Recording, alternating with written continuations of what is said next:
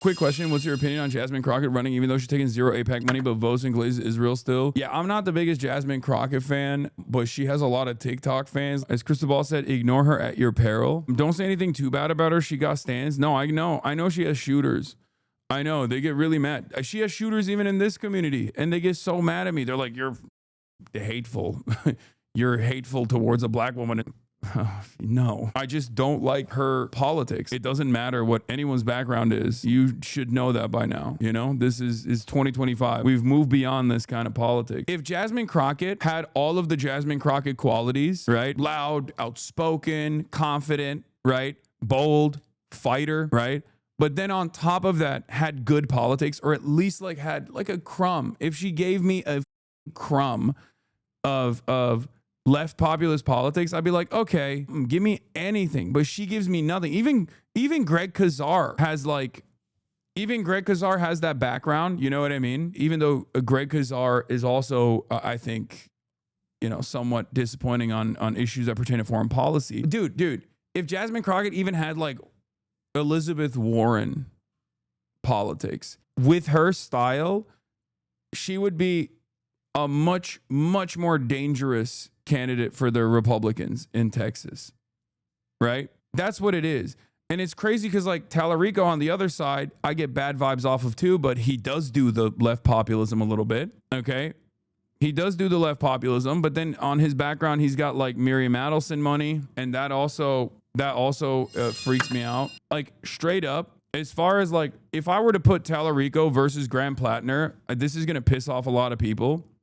Because like I've been very critical of Graham Plattner as well, even though people think I'm, you know, dick riding him endlessly. I would say I trust Plattner more than I trust Tallarico. Maybe I'm up for that, but like Graham Plattner's commentary on its face, without his background being called in the question, which obviously should be, but I'm saying like what Graham Plattner says right now is infinitely better and infinitely more in line with what I want from politicians than what I even hear from Tallarico, who definitely is more woke or more left populist in from, you know, Texas standards. So I don't know. Oh yeah, you're gonna get shit on for that one too. Woke Nazi over Adelson money. Well, okay, but Adelson is a Nazi. Like, what do you mean? Woke Nazi who's anti-Israel. Okay, woke former Nazi, first of all. Woke former Nazi tattoo having, BlackRock mercenary, or Blackwater, sorry, mercenary, versus a guy who's still got a Texas preacher who gets money from, you know, one of the most powerful Nazis. It's just not great. It's just not great. Things are not great. Do you see what I mean? Do you understand why I feel freaking Texas is so much potential and always squandered? Yeah, Texas, all options are shit. We're never getting Blexes at this point. At least it's not as bad as Allred. Like I do feel like Jasmine Crockett and Tallarico are still better than Allred. It's, dude, how bad are the options, man? Like think about how bad the options are. No wonder people still talk about that first Beto run. Okay. No wonder people still talk about that first Beto run as this like pivotal moment in Texas politics, because he just genuinely was marginally to the left of everybody else. That's it. Like for the first time, they were like, oh my God, this guy is seemingly somewhat normal. And obviously his career fell apart and everything he did after that was dog shit. But that first run was so exciting for people because they were like, oh, he's kind of chill and also seemingly progressive. And he had all the motion. He had all the momentum. And I totally understand why people were like, the more I look at current Texas candidates, the more I understand why so many people really believed in Beto the first time around. Okay. The guns thing broke his election. Yeah. I mean, he went nutty mode on that. It was pretty crazy. Brother, if you're going to run on, I'm taking away your guns in the state of Texas, then you might as well say like, you know, I think we should reappropriate every American military base and restructure the military into being, the Army Corps of Engineers only or something. Because like, it's such a insane take. Like at that point, you should not just say Medicare for all. You should say like, I'm going to jail every insurance executive. Do you see what I mean? Like use it on something that's actually impactful. If you're going to go on like, we're not just doing modest gun control. We're coming to your home and taking away your guns. You know what I mean? Might as well offer the entity of Texas to Oklahoma. It's just one of the craziest things that you could run on. It's one of the craziest things that you can run on in the state of Texas, right? So if you're running on that in the state of Texas, you might as well run on Medicare for all. These guys would rather say we're gonna shoot you at your home if you own guns in the state of Texas before they say we're doing Medicare for all. Libs are gonna say that leftists are attacking Jasmine and calling it misogynoir, but every single criticism I see from the left about Jasmine is that she's been openly an Israel glazer and she has no clear policies to speak about. But like you literally said, she has such great qualities, including her being a strong black woman. That is a shame. She has no good policies to back her up. Yeah, I just need a crumb. I need a crumb from Jasmine Crockett, please. Like, it sucks that she's like a fighter. She's anti-Trump. All of those qualities are so great, okay? And she has a decent presence on TikTok. People seem to really love her. But like, you're squandering it. What the just give me something to hold on to, man. What the she should get a Nazi tattoo. Yeah, show me some bipartisanship. No, but like, it's Jasmine Crockett is the 2016 era resistance lib, and it's genuinely it is genuinely a sign that things have deteriorated even further, that the 2016 era liberalism is still seen as like this bold, radical step in the right direction by liberals. I don't care for her too much. She's the Kamala of Congress, say a whole lot, but stand for literally nothing. No, she's definitely more outspoken than Kamala Harris is. Like, she's definitely more of like a clapback, like hashtag resistance clapback style candidate. She's definitely better than Kamala on that front. We need young communicators. She can be that person. The problem is she stands for nothing, okay? It is annoying. And also, obviously, she is 17 billion times better than Ted Cruz, but that's not the point. We're talking about the primary, right? Like, we're talking about, this is what we are talking about. She said Latinos who voted for Trump have a slave mentality, and that's why they voted for him. I'm gonna be honest with you. That is what I mean. As far as like the gaffes, that's not necessarily a bad thing in this day and age. Like, anyone that does like outrage baiting off of that shit is just silly as okay.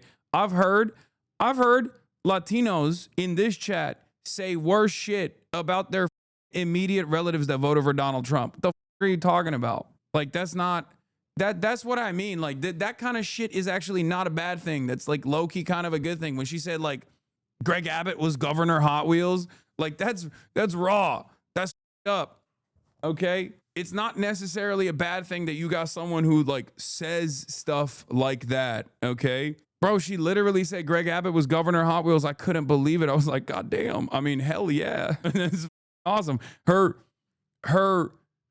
recovery on that was kind of bad. Like, she didn't land it. She didn't stick the landing at all. But like, it just sucks that on the policy front, which is the thing that I do care about, she is just ass. We all call Abbott Hot Wheels for years. I know, but that's us. We are not politicians. Okay. It's a little different when you got a Democrat in the state of Texas saying that. Like, it's why Trump is so popular. Yeah, but I mean, you know, there are differences here. Okay. There are differences. You can't be just all clapbacks. Trump is not just popular because he's all clapbacks. He's also popular because he taps into a very important policy frequency. White supremacist, anti-immigrant rhetoric. Okay. Like, that is policy. Build the wall is policy. It's not the best policy. You know, it's not good policy, but it's policy nonetheless. It's something that people are invested in. Jasmine Crockett came out and had a couple moments. People are very critical of her. I'm going to say the good and I'm going to say the bad. Okay? From the jump. Let's start with the biggest negatives, right? The pros and cons.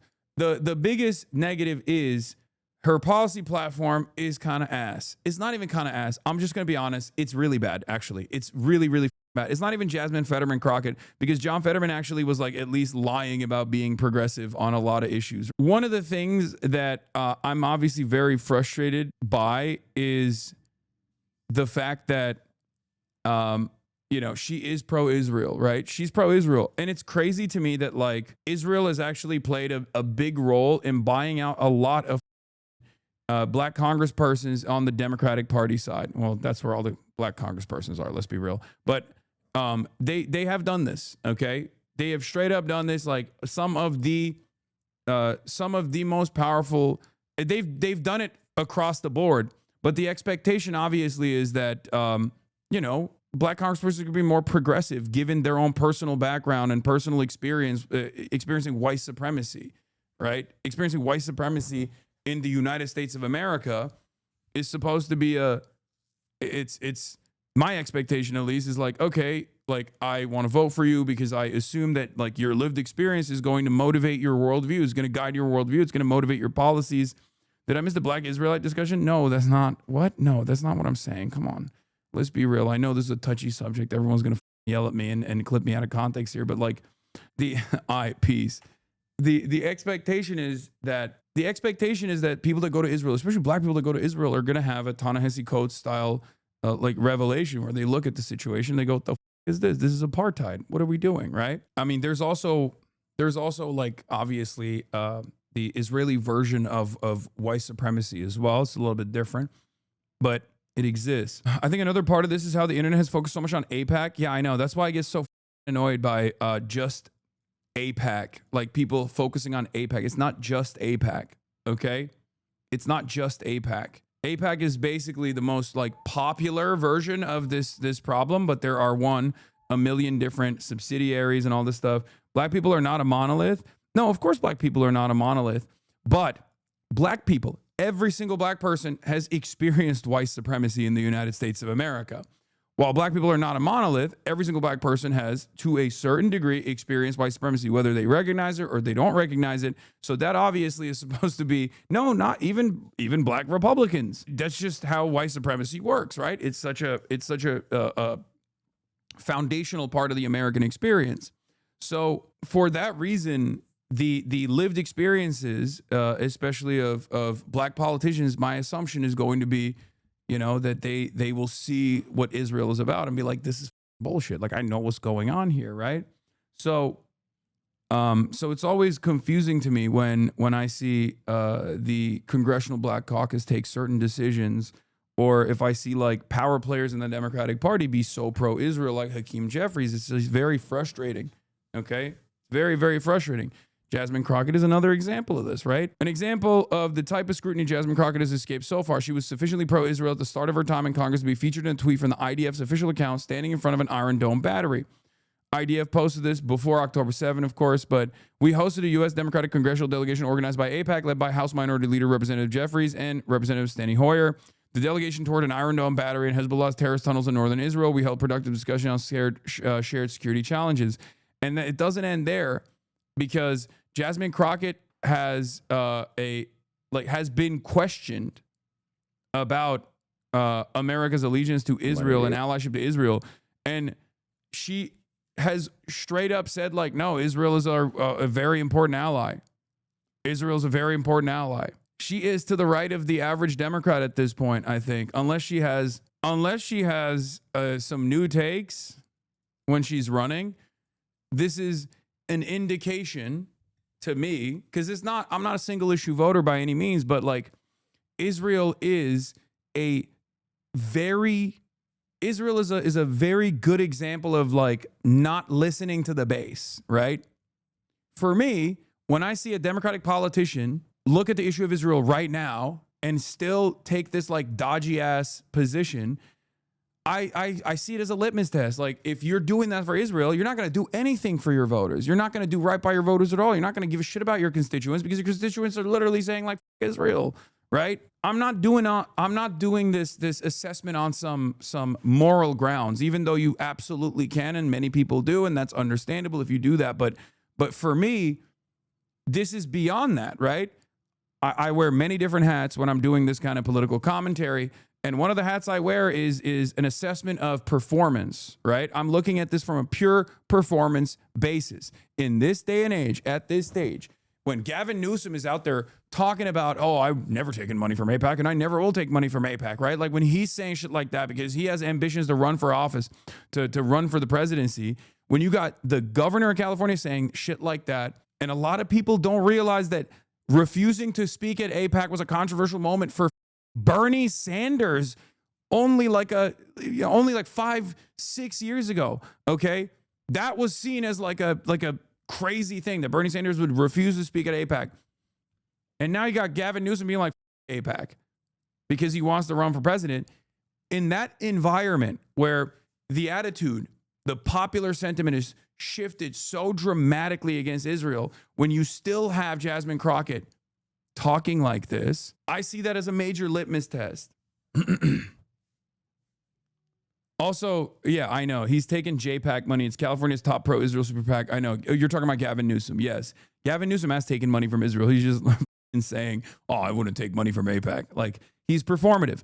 And also, not only is he performative, but also the reason why I'm using that as an example is because he's doing performance in the direction of anti-Israel. Okay? Do you understand? He is doing performance. He's doing a performance as a dedicated room reader in the direction of anti-Israel sentiment, which means there is clearly a lot of demand for that kind of sentiment. For me, this goes beyond Israel. I'm not making a single issue argument about Israel, even though many people will see this as such, and it's understandable, okay? Because it's such a ridiculous thing to still be in support of. But it's not only immoral, not only is it unimaginably immoral, it's also idiotic. And that's the reason why I think it's a very good litmus test, because if you're anti-Israel, when your constituents are demanding that you, if you're pro-Israel, when your constituents are demanding you be anti-Israel, then why would you ever be in favor of Medicare for all, for example, right? Tired of us sending money to Israel. I understand. I also think that if people are going to vote as it relates to foreign affairs, which typically is not how people vote. People typically vote based on how are the gas prices. Okay, but how do you feel? You're a person, you're a politician. How do you feel personally? The tactical, the electoral calculation here, like, oh, people don't vote on foreign policy, is bullshit, because he asked you that question not on the basis of foreign policy. He asked you that question on the basis of how Americans do care about Israel. That is the most prescient way to cover the issue of Israel. We are giving Israel billions of dollars and they're doing a lot of shit. Okay? Like, yes, it's correct. Americans don't care about foreign policy, but that's just, Americans don't care about foreign policy when we're like going out and doing wars and stuff like that until it gets really unpopular, and then that's all they care about, right? Having said that, Americans do care about like giving unlimited funds to Israel. They don't like it. So anyone that says, oh, Americans don't care about foreign policy, actually, well, they're it's a cop out. Like, it's a total cop out. How are my housing treating me right now? What's my job situation looking like? Those are the things that typically drive our elections and how people decide how they're going to vote. When you start talking about foreign affairs, if that is going to be kind of like the precipice for determining whether you vote or who you vote for, then I want people to really dig in to foreign affairs, right? Like, and ask the question, which I think is a fair question. I think it's a fair question of all the money, is to ask the question of, well, why do we send money to Israel? Like, what is that about? And learn about the fact that this is an allyship that existed before I was around, before, well, no, the president was a baby. He was still around, though. But it is an enduring relationship and learning the history of the region in and of itself. And I would argue that the most disputed land in the world is that land. And it goes beyond the Palestinians and the Israelis, but I mean, you can go back to the Romans. So one of the scariest things for me, if I'm being like 1,000 right now, which my team. Oh God, it's so bad. It's so bad. She's never been super smart. I've never been a fan. No, she actually is. If you think she's not super smart, you're silly. Okay, you're getting lost in the sauce. You're getting caught up with the aesthetics. And if people were to say that you're a little bit racist for that, there's good reason. She's literally a lawyer, man. All these politicians are way smarter than you think they are, okay? She's just presenting herself a certain type of way to be more palatable, to be more appealing. Of course she's smart. She's just bad. She's smart. That's why she's bad. Do you understand? Also, you can be smart and not be able to dance around this issue. She's failing to dance around the issue. She's doing a bad job at she's doing a very bad job of dancing around the issue because this is one of those issues that's black and white. That's it. Again, that's a great idea in theory, but primaries are literally used to determine the best option moving forward. Why wasn't it an all or nothing victory when they decided to wheel out Biden, or a shutdown, win nothing, show for it? This isn't team sports. Republicans and MAGA are doing active damage to the country. It should be a victory at all costs at this point. Yeah, that's why we're talking about this before the primaries. What are you talking about? There's a primary structure that's going on. What are we doing? Is every election calculation going to be the same? People coming in here and being like, you didn't want Kamala. You were being so critical of Kamala. Yeah, if Kamala Harris were to listen to some of the arguments that I was presenting, maybe she would have been able to put forward a stronger candidacy and actually defeat Donald Trump. This is my job, okay? This is my job. Like I said, there is a lot that I actually would like about Jasmine Crockett. Some of the things that actually a lot of white people despise about Jasmine Crockett, I like about Jasmine Crockett, okay? She's bold. She does clapbacks. She's unafraid of, saying shit that is very polarizing at times. I like that, okay? I like all of that. That's good.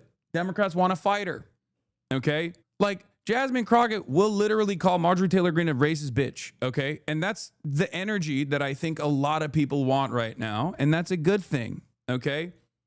The problem is she's only a fighter on the aesthetic front. And if you are going to be a politician, if you're going to be a senator, you need to be a fighter on the policy front first and foremost. That's the most significant part of your job, okay? So her pros are great, On paper, she has a lot going on, at least in a first glance. But the things that matter the most, are still going to be anchoring yourself around identifiable policies, okay? Won't beat me up about this later. But if I'm being 1,000 about this, when you think about, and because of the conversations that I've had, if the United States says we will throw away our 75 plus year relationship with Israel because we don't like their leader, then if we end up with Trump, we set a precedent for all these other allies to throw us away, because I have heard from other allies. Oh, this is so bad. Oh, it's such a, what the f-? This argument is so dumb, dude. Oh my God. I'm sorry. You did not think this through at all. This is the worst way to try to defend Israel, which is already an indefensible project, especially for Democrats. Okay. God damn, that shit sucks. God damn. I mean, I don't know at what point she said this. Obviously, it's not like, it must have been somewhat recent. Like, it's not, because she has the bleach blonde bad body t-shirt, which was her quote against Marjorie Taylor Greene. Anyway, the point is, you can't look disingenuous, and you can't look too self-centered. And unfortunately, I think in the absence of any sort of tangible policy position that you can associate her with, she will come across as disingenuous to maybe not her super fans, which she has cultivated a legion of, but to the other voters that would vote for her, unless she makes it out of the primary. It's going to be I don't know how she makes it out of the primary with this shit. Nations that they don't like Trump, right? If we lose our allies, now I'm looking at the vulnerability of us, the people that elected me, and I am concerned about whether or not, like, we live in a bubble. You talk about bubbles, we live in a bubble. Because on both sides of us, we got Mike says something. Liberals see language not as a way to understand each other, to share moments or anything good. To them, language is a tool that makes people give them what they want. And some of chat falls right in every time you weren't here to pick them back up. Jasmine plays a good game for someone so politically inept but not dumb. I mean, I don't think many people have seen this. I haven't even seen this before. So I think that's probably the reason why. Because a lot of people have only seen her highlights, her highlight reels, right? And some people that have seen her highlight reel don't like it. They think, oh, she's loud. I don't like that black woman, you know, like that. Some people feel that way, right? There's like a lot of racial animus. And then some people see that and they really like it, right? And I think like the thing that's been, I've been very critical of Jasmine Crockett for a long time because I've always maintained the position that like you can't be all smoke and mirrors. You can't be all flash and no meat and potatoes. That's the problem. She has the showmanship, which can be polarizing at times, but I think the base wants that, right? They clearly respond positively to Gavin Newsom doing that sort of thing, but she doesn't have the bare bones policy backing. Like there is no, this has been my major gripe with Jasmine Crockett from the start. I always say, anytime I see her popping off on the timeline, what do I always say? I say, look, it's great that she's like sticking it to the Republicans and she's really telling it like it is, but where the policy? Okay. Like we're not trying to sell t-shirts here. You're a politician. You're supposed to have actual tangible goals. Like you have to make people's lives better. That's what you're supposed to do. Water.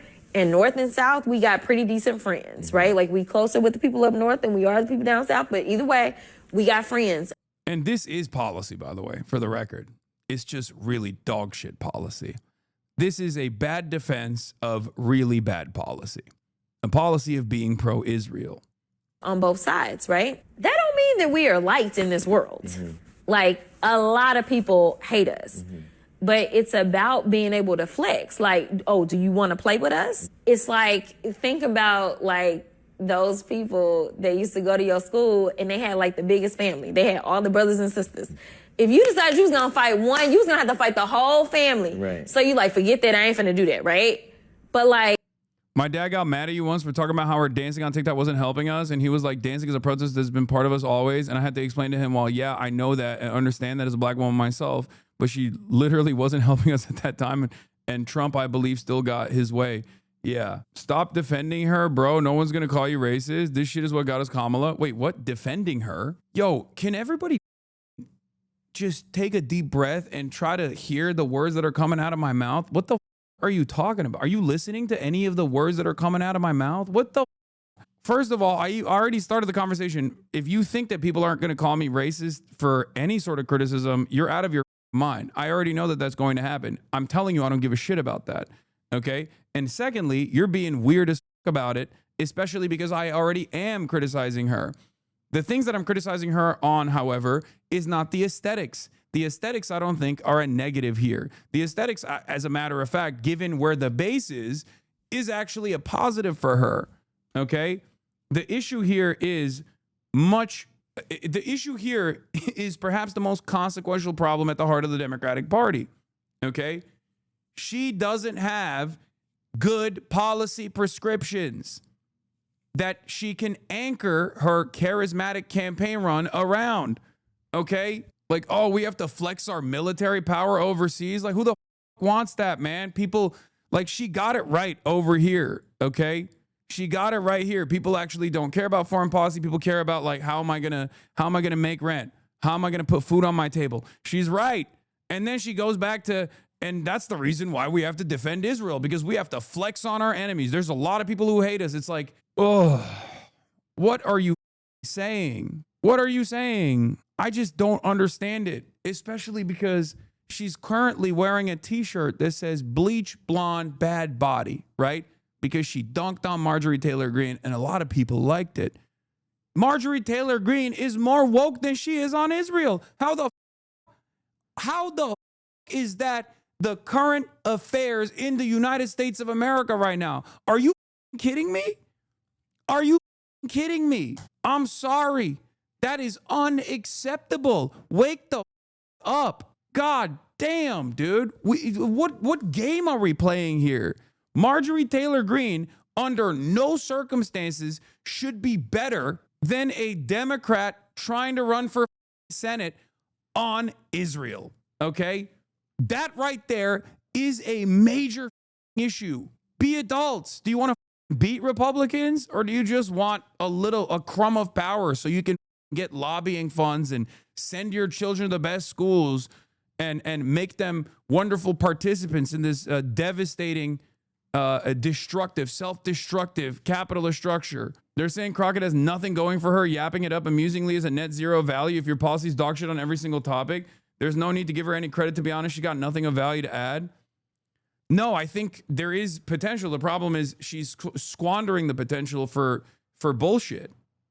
And squandering the potential for bullshit like this is actually not just like, oh, another Texas race lost. This is like, at a certain point, becomes life or death. Okay? That don't mean that we are liked in this world. Mm-hmm. Like, a lot of people hate us. Mm-hmm. But it's about being able to flex. Like, oh, do you want to play with us? Mm-hmm.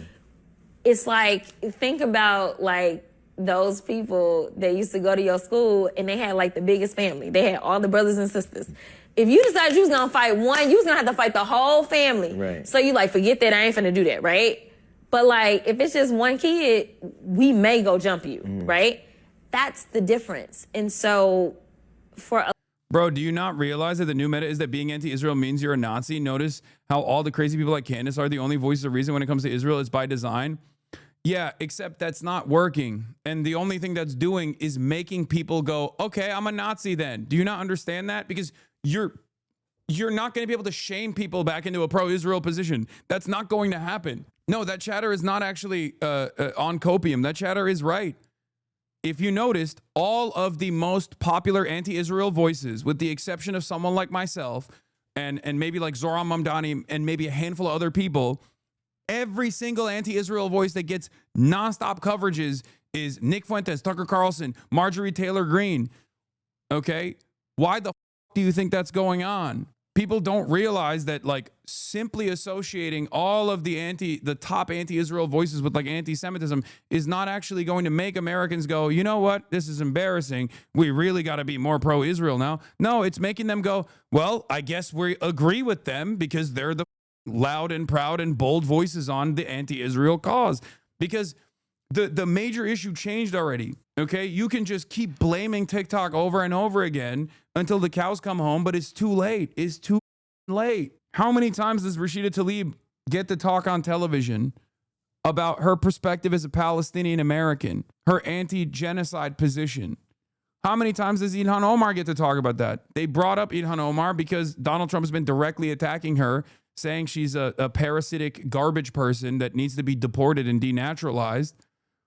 But on the issue of Palestine, these are, like, the media is rarely picking these voices as leaders in this cause. And when there are candidates that are getting their moment in the spotlight, like Zohran Mamdani, and they openly use that moment in the spotlight to criticize Israel, people still turn around and try to punish them for it. They try to get them to shut the up. They endlessly cover how anti-Semitic they might be. Oh, Jewish feelings, Jewish feelings, Jewish feelings, over and over again. It's so sinister. It's so cynical. People are annoyed with this stuff. Average people see this stuff. Even the dumbest guy you know sees this stuff and hears this stuff nonstop and goes, okay, I don't give a f about Jewish feelings. Okay? It's ridiculous. It's fomenting anti-Semitism. It's galvanizing and legitimizing actual anti-Semites. Toothpaste is out of the tube. People really need to restructure their commentary. At most, if they were smart, they would try to retreat back into a liberal Zionist position. You know what I mean? An advocacy for an Israel that doesn't exist, but at least in the Western world, they could, like, retreat to a liberal Zionist position and be like, well, you know, Israel does a lot wrong, and, you know, maybe we should dial back our support for it or something like that. But instead, they're just going full tilt like it's 1978 or something. Like they think that there is a level of control over the media messaging here where you know, the State Department opinions are just repeated ad nauseum, and people just go, yeah, you're right. Israel is our most valuable ally. It's the most moral nation on the planet. Oh my God, we have to do unconditional defense for Israel. And if I don't do that, I'm an anti-Semite, and I'm actually scared to be called an anti-Semite. Like, it doesn't work that way. Okay. And I do think that because Americans are so they're so one note, and they are so easy to convince, and they do care about the aesthetics quite a bit. Like, I think more than ever now, anti-Zionist Jewish voices need to be as prominent as possible, like on the forefront, to be like, listen, we're Jews. This is up. This is ridiculous. You know what I mean? If you want to truly combat anti-Semitism that's growing, you got to put anti-Zionist Jews on billboards, okay? Because the average American does not believe that that an American Jew cares more about America than Israel at this point, and there's polling to prove it, okay? I saw Matt Iglesias point that out on a poll. They did a new affinity poll about 18 to 34-year-olds, okay? Asking them, what they consider is anti-Semitic policy prescriptions. And the overwhelming majority on every ideological boundary said American Jews care more about Israel than they care about the United States of America.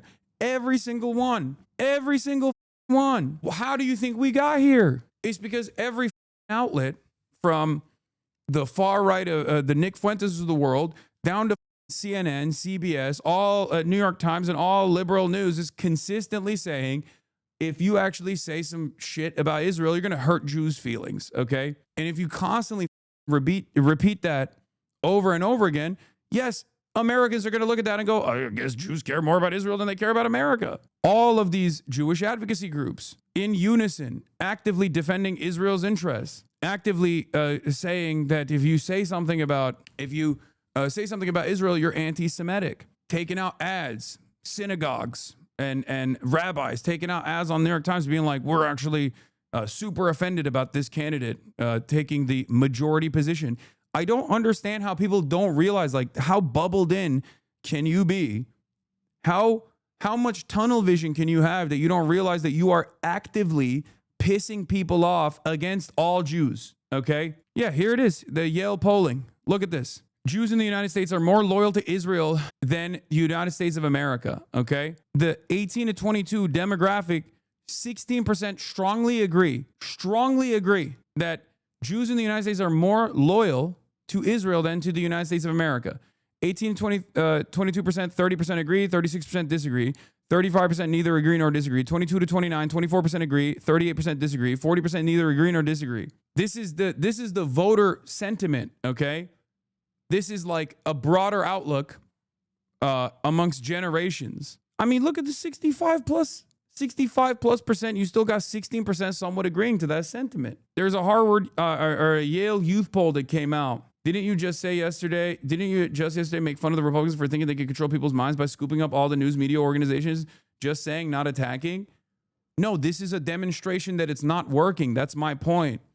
All it does is create more resentment. That's it. If you scoop up all the media outlets and then keep pumping pro-Israel sentiment, keep consistently saying, if you say we shouldn't give billions of dollars to Israel, then every Jewish person is going to get mad. Jewish feelings over and over again. People look at that and go, okay, I guess American Jews care more about Israel than they care about the United States of America. Do you not understand that? That it doesn't work. It actually doesn't get people to get on board. It doesn't get people to be on board with like giving money to Israel. It doesn't make people go, you know what? You're right. I should be considerate to Jewish feelings. It makes people go, why the f am I constantly hearing about Jewish people's feelings? What the hell is this? Especially when it comes to, this foreign allegiance. Let's finish off this Jasmine Crockett piece, and then I'll talk more about that as well. A lot of us, it's history. It's also thinking through possibilities in the future. And those are the conversations that nobody really wants to have and talk about. But it will set a certain precedent for allies potentially leaving us if we were to disagree and just be like, well, we don't like your leader. It's all about the relationship between the people and the countries. It's not about who their democracy elected. Because frankly, I have heard from a lot of leaders, and they were like, we thought y'all had lost y'all mind. And so once we got Joe Biden back, they were like, okay, y'all back on track. And now they like, what are y'all doing? Do people not understand why the Somali jokes are popping off? The general public understands the absurdity of Israel? Yes. And it's ironic because mainstream media can't even talk about the Somali jokes that are going super viral right now, all over TikTok, all over social media, because that would require them to talk about how the Zionist argument is ridiculous. Yeah. This has been the #1 thing on the timeline, and yet I have seen zero news coverage about this. Okay? They talk about how, you know, the Somali population is under attack and stuff, but they never talk about the memes. And the reason why they can't talk about the memes is because, yeah, I saw this. I don't know what the hell this was, okay? To dislike certain ethnicities is racist. To see Jews as equal is anti-Semitic. I don't know what the hell this article is, but every now and then, I mean, this is an old article, but every now and then there will be a guy, okay? There will be someone that writes a insane article on Times of Israel that I feel like is like every now and then. It's from 2022. Listen to me. Every now and then, because Zionism is a supremacist ideology, okay, there will be an article that slips through, like what was it? The other one, Jerusalem Post, famously being like, well, Southern Lebanon actually is a part of Israeli territory when you think about it, and or Jews need living room. Like, you know, every now and then there will be an article like this that makes people go insane. It is what it is, you know. There is a lot of diversity of opinion here. It's not. I don't place a lot of emphasis on shit like this.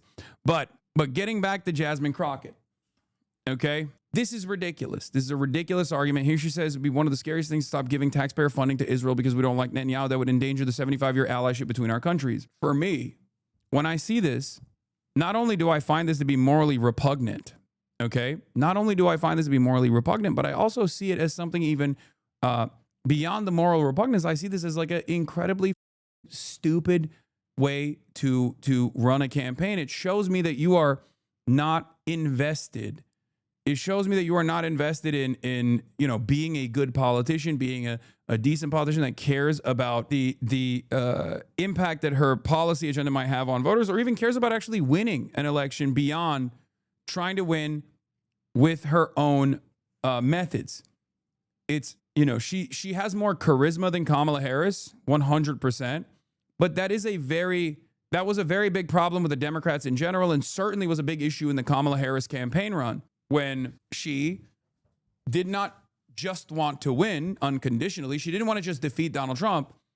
She actually wanted to win with the allegiances that they cultivated. And they lost for that reason. They were fine with making the tent larger on the Republican side, but also reducing the number of people to their left flank.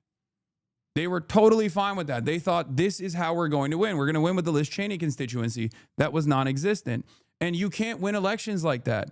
You will keep losing to Republicans if you do this. Okay, so there is an electability argument here as well that's absolutely ridiculous. Anyway, here it is. This was another moment. How will you make voters who previously have voted for Trump, particularly given that you have been an outspoken critic and he has inserted himself, just take your campaign video as is. He has inserted himself at every turn when it comes to your commentary. How will you convert those who are supportive of him to voters for you? Yeah, I don't know that we'll necessarily convert all of Trump's supporters. That's not our goal. Do you need to? Our goal is to definitely talk to people. No, we don't. We don't need to. Our goal is to make sure that we can engage people that historically have not been talked to, because there's so many people that get ignored, specifically in the state of Texas. Listen, the state of Texas. Guys, hold on, okay? She's not wrong. It's just this is unironically the Bernie method, okay? Except it's not going to work if your top donors are private healthcare companies and you're not anti-Israel. How the do you think you're going to get low propensity voters in the state of Texas without hitting any of the popular positions? Her policies are the opposite of things that low propensity voters care about.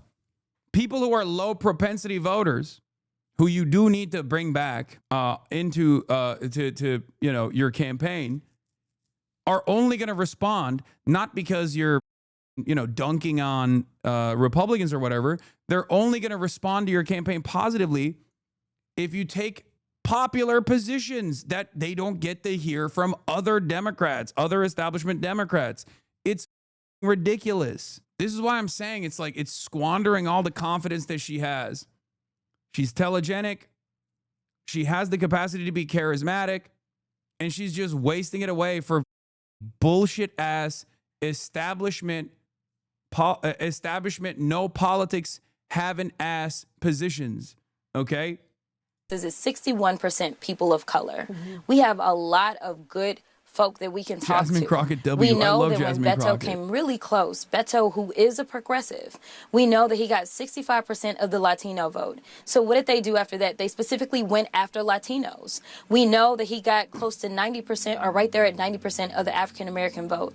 So honestly, what we need to So how is she not stupid then? It's not about stupidity. It's more sinister. Okay. It's not. It's too self-absorbed and too self-interested. do is start talking to the vast majority of Texas. I think my message is very much a mainstream message. I don't know who disagrees with the fact that affordability is a real thing, except for the president, who says it's a Democratic hoax.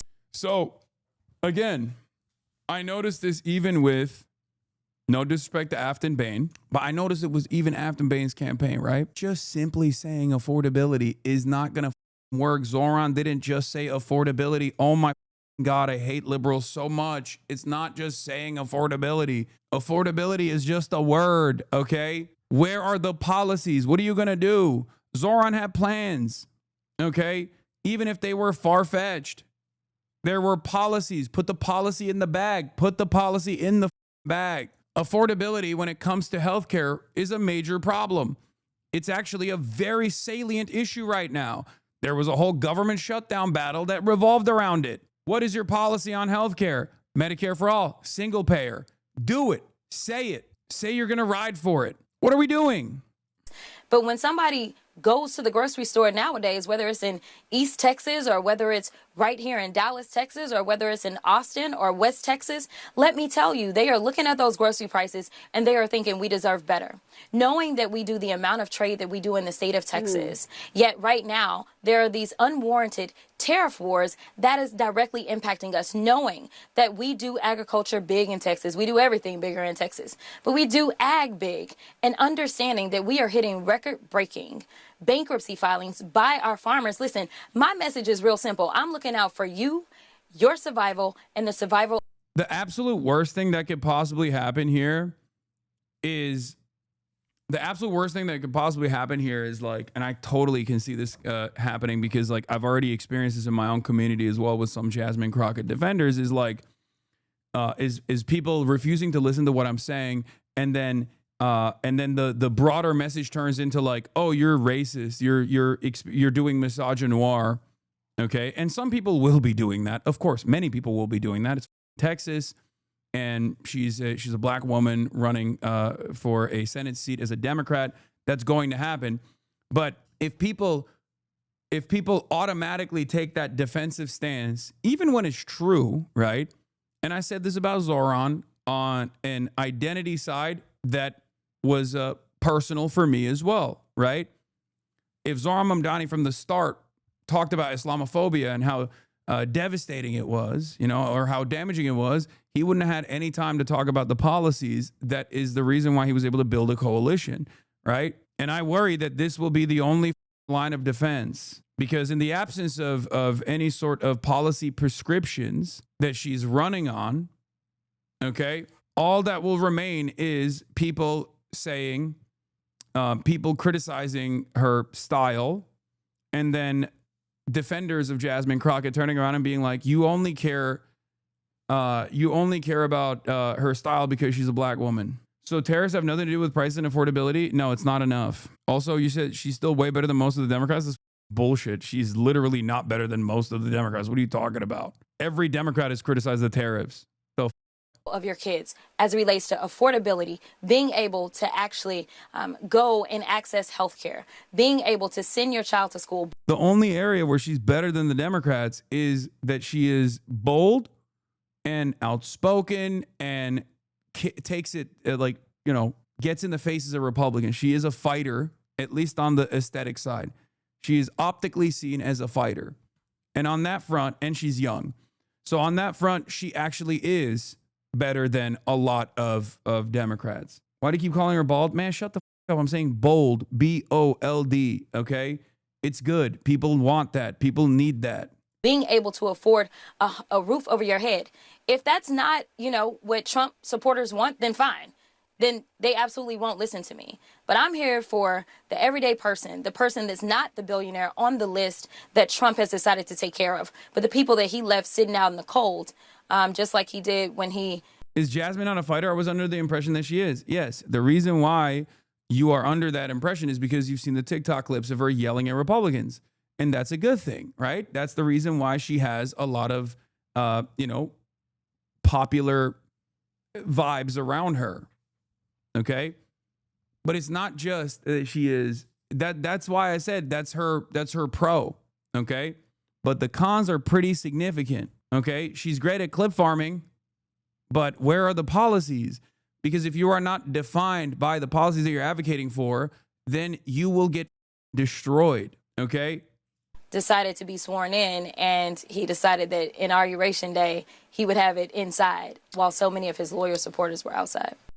Okay, you're great here. Okay, great. You're here for us. Can you tell us how? I already said it. Come out with an anti-billionaire position, taxing the rich, paying for more social safety nets in the state of Texas, saying that you're going to expand on the availability of housing, not with a public-private partnership, hopefully with some more government initiatives, and most consequentially, I think, Medicare for all. This is a Senate run. You can say things like that. You're not running for, you're not running for mayor of New York. Link up with some tenant unions. Post up with some labor unions. Run on shit like that. Identify a couple major policy provisions, major policy prescriptions, and keep spamming them. Okay. How about opposing this AI regulation ban? Oh, there's also, she's also like, she's a big crypto person too, right? That's what I've heard. Then I guess we're just in Texas cool. No, I mean, Sam is, and I also want him to tell us his view of him.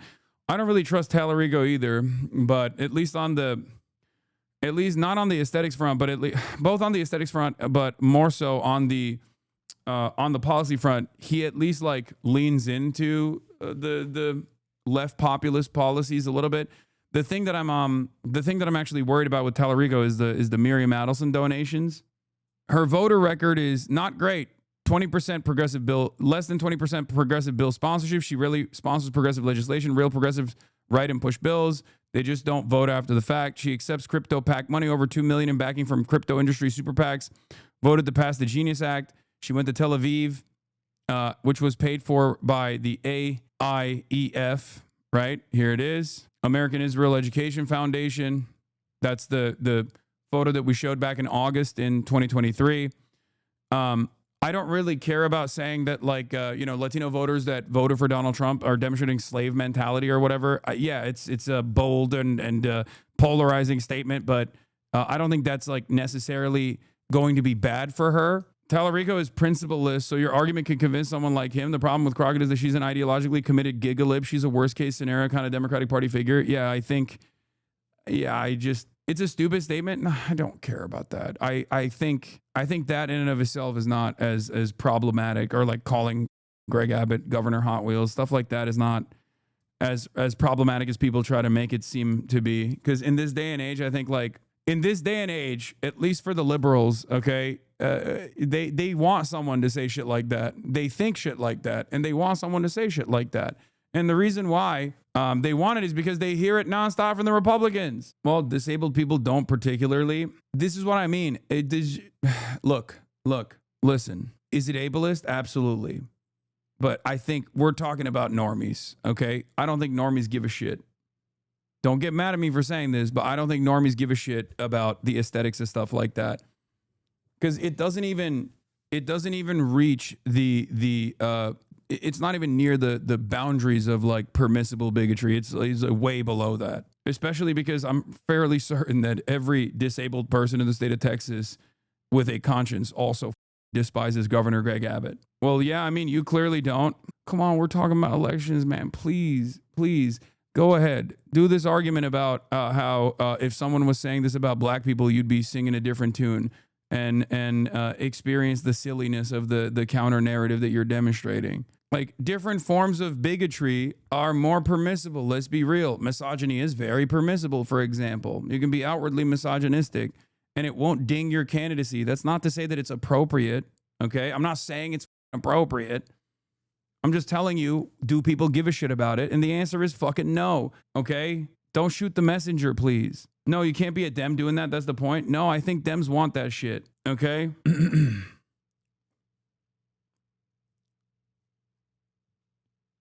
Dropsite did a video about her just now. Jasmine Crockett is running for Senate in Texas. And if you haven't followed her closely, you probably assume that she's running as something sort of like a Bernie Sanders style, like squad type candidate, one of the sort of like the radical progressive wing of the Democratic Party. But she's not. And that's because, you know, she's very good at getting a lot of media attention and savaging Donald Trump and Republicans. You've probably all seen her doing that on MSNBC or CNN at one point or another. But if you actually look closely at her career, it's quite wild. She's actually basically just a corporate Democrat who is just looks and acts a little bit differently. I covered her first race in 2020. I have an anecdote about that race in my book about the squad, in which she's confronted with the question of what to do about crypto, because these crypto guys are going around the country. They were going after anybody that they thought was going to regulate them, and they were supporting anybody they thought would be friendly. And, you know, multiple people on her campaign told me that she just said, look, what do I have to do? Just tell me. And they're like, well, if you sign this policy statement and post it on your website, you know, they won't go after you and they'll probably give you a lot of money. She's like, cool, do it. That same campaign, she also attacked her Democratic opponent for taking corporate PAC money, bragging that she had taken no corporate PAC money. Within months of that, she started taking corporate PAC money, and since then has taken hundreds of thousands of dollars of it. And of course, you know, if you're going to capitulate on those issues, you're also going to cave on Israel. You know, she went to visit Israel on a trip paid for by AIPAC. There she is, and has overwhelmingly just voted the party line when it comes to sending weapons to Israel. So when it comes to corporate power, crypto, Israel, she's a very standard Democrat. When it comes to style, I'm going to be honest with you. If she had done that trip, right, but then turned around and was daggering Israel for the last year, right, and was like, oh, I've changed my mind on this. This is up. Because, like, I grade politicians on a curve, right? If she had that experience and was like, well, I was a green congressperson, whatever, right? Like, and I did this, but now I know that it's like up. I would definitely be a lot more forgiving. Okay. But the very fact that she's still riding for Israel this far in means that not only is this, morally reprehensible, but it's also stupid. You are not going to win low propensity voters with this kind of attitude. This is precisely the reason why Democrats lose on low propensity voters, because on the aesthetics front, for the low propensity voters, the type of shit that Donald Trump is presenting, the culture war stuff, is way more appealing to them. So you have to beat them out on fixing material issues, material problems. Anyway, so she also had this first message is like why she's running. I'm gonna cover that as well. I think a lot of people were very annoyed with that too. Let's finish this video. Not real so quick. much. So we'll see how that goes. Yeah, so that's the drop side take, but here's a clip. Especially in this moment. There are a lot of people that said, you got to stay in the house. We need our voice. We need you there. And I understand. But what we need is for me to have a bigger voice. What we need is not only a voice, but we need to make sure that we are going to stop all the hell of us, especially in this moment. She's not cosplaying as a revolutionary, for chatters who are saying that. It's ironically the opposite. If she was cosplaying as a revolutionary, she'd get more support from the low propensity voters. She's just not cosplaying as a revolutionary at all. She's cosplaying as a corporate Democrat, an establishment Democrat with a younger face. That's it. That is a problem, okay? And like I said, Israel plays a major role in this. There's a reason why a lot of people see Marjorie Taylor Greene as pivoting in the right direction. Okay, there's a reason why all these people have gotten a lot of all these people on the right, on the far right, with their anti-Israel position, have garnered a lot of support. Okay, that's because people are there already. It's the popular position. You come out and you have a pro-Israel stance in this day and age. It's ridiculous. What the hell is this? What is this? She ain't never been. Who else willing to go toe to toe against the president? Yeah, this is listen. This is exactly the type of shit that like pops off on TikTok. This is why TikTok loves her. TikTok loves her, by the way. For those of you who don't know, if you're unfamiliar, the Gigalibs love Jasmine Crockett. They love her. She has tremendous support. She has a really solid base of support on TikTok. Can't wrap my head around someone who votes Republican. She advocate for feeding kids. They protect the ones touching them. Trump invading his own country with an army. What a joke. We remember Pearl Harbor by illegally bombing boats. What y'all thought we wasn't gonna do nothing but he think again. They only trying to scare out of running cause they think she win. Listen, thought I told y'all we ain't never scared. Now look who name on the docket. Got 2 words for every racist bigot living, Jasmine Crockett. Everyone in MAGA isn't racist. Yeah, that might be true, but in all of history, I never seen a Nazi flag be blue. The chatters who were comparing her to Hillary got it wrong because she has Riz. She's just race gender swap Bill Clinton 30 years later with the same brain broken worldviews. Yeah, I don't know. I don't know what the best analog is here, but yeah, it's not Hillary Clinton. It's not Kamala Harris. She does have more Riz. She does have more Riz than all of those candidates. Okay, this type of stuff is annoying for us, but I'm willing to bet we would be eating that shit up if she had a comprehensive pro-Medicare for all, pro-left populist agenda, okay? If she was running on that shit, we'd be eating this up. But there's no substance beyond the aesthetic flair. It's just Obama again? No, it's not just Obama again. Obama was bad because he betrayed the policies that he ran on. Y'all are talking about Y'all talking about Obama. Obama said he was going to do card check. Like, what are you talking about? He was way more progressive with with the policy that he was talking about. He was anti-Iraq war, daggered Hillary Clinton on that. No, it's not even a comparison. Obama actually lied. Yeah. Obama lied. People died. Okay. Yeah, Mass Stoller is correct. It says Jasmine Crockett is a generic Democrat. She's not a progressive or a centrist. She's a great communicator. She takes corporate money and crypto money and APAC money and just kind of says generic talking points and clever quips to Trump. New, Jasmine Crockett's bid is the latest on that Dems are facing a Tea Party-style revolt by progressives. Voters are very, very angry. Liberal Senators Van Hollen and Murphy are in talks with anti-establishment Senate candidates. Yeah, I don't think Jasmine Crockett is an anti-establishment candidate at all. I think that's bullshit. And I don't even think Tallarico is an anti-establishment candidate. I think he's more malleable than Jasmine Crockett is, but I think Jasmine Crockett is absolutely an establishment candidate. Like, this is literally the reverse Kamala Harris of like assuming someone is progressive because they're a black woman. You know how like everyone was saying, oh, Kamala Harris is too progressive. She's too liberal. She's too liberal. Why the did they say that? Yeah, because she was a black woman from California. And that's exactly what's going on with Jasmine Crockett, where people are like, oh, she's a progressive. She's a progressive. Why? Because she's a black woman from the state of Texas. Is that why she's progressive? She's not. What are we doing?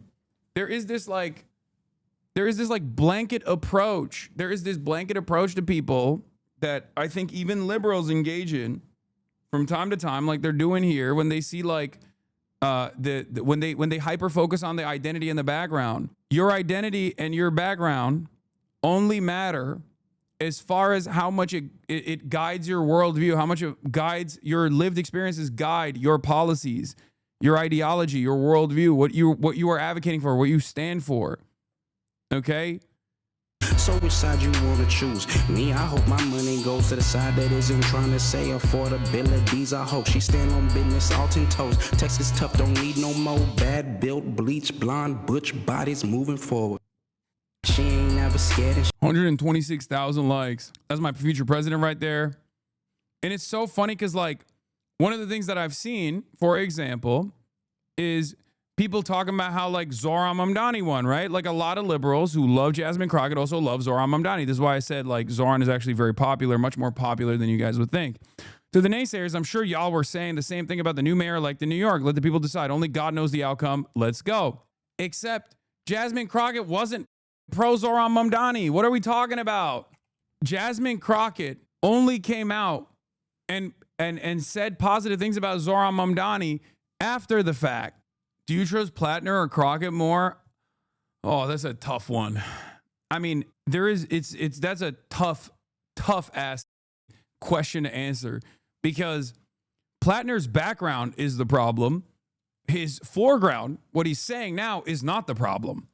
Okay? With Jasmine Crockett, it's not. With Jasmine Crockett, the issue is that she is utterly devoid. If Jasmine Crockett was running on, if she took Graham Plattner's campaign, right?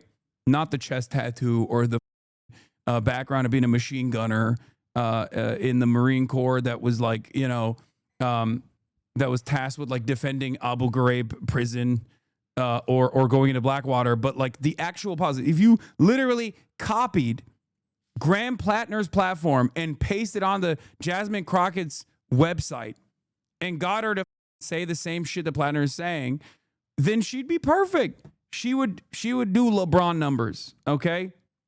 If she had the same energy, the same vibes, and then simultaneously was like, I'm doing this because there's a lot of poverty in my state and I want to fix it, and none of these Republicans actually care about that shit. All they want to do is suck up to Donald Trump after saying that Donald Trump was ass. They still turn around and they kiss the ring. I'm here to fix that. I'm here to fight for you, regular Texans. I'm here to fight for all Texans. Doesn't matter if they're Republican. Doesn't matter if they voted for Trump. Doesn't matter if they didn't vote. I'm here for you. I think we all deserve better. If she ran on that and then said, you know, billionaires, I'm for Medicare for all. I'm going to do everything in my power to make sure that your rents go down, stuff like that. She would be fantastic. Okay. But yes, choosing between a reform Nazi, currently revolutionary, skeptical, or a Dem who will sell you to crypto. Yeah. I mean, that's just American politics is literally just that. Even on the Democratic Party's primary side, it's crazy.